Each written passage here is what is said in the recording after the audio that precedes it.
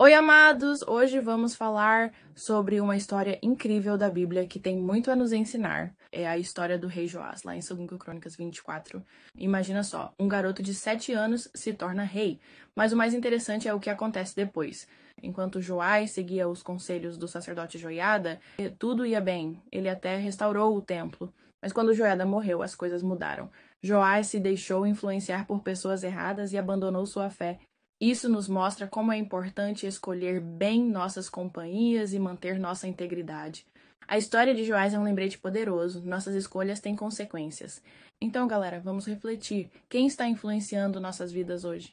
Estamos seguindo o caminho certo? Pense nisso. Deus te abençoe.